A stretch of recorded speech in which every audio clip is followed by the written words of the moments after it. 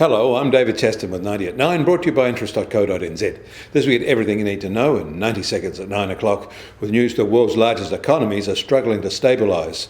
In China, they reported surprisingly weak retail sales in July, an unusual decline.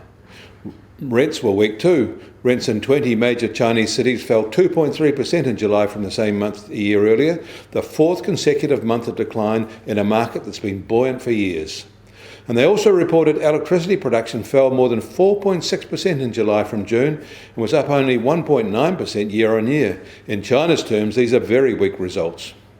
And they reported stable industrial production. That was up 4.8% year on year, the same as for June and the same as for July 2019. But for the first 7 months of 2020, it was lower than the same period in 2019.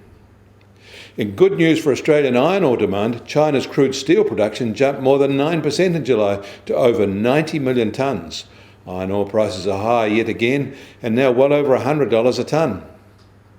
American industrial production is, in contrast, still shrinking fast, down 8.2% in July from the same month a year ago, but at least it is better than the June shrinkage of 11%.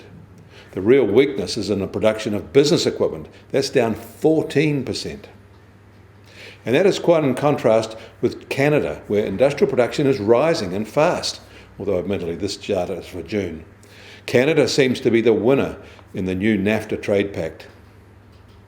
American retail sales rose in July, but less than was expected. The 1.2% gain in July from June was timid compared with the 8.4% rise in June from May, and less than the expected 1.9% rise in the month.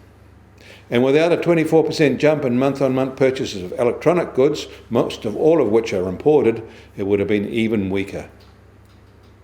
American consumer sentiment is staying low, down almost 20% in August from a year ago. And the number of Americans who say they can't afford enough food for themselves or their children is growing and is likely to get larger as some government benefits have expired. US Treasury 10-year yield is holding at 0.71%. The price of gold is holding too, at $1,945 an ounce. That locks in a 4.3% fall for last week.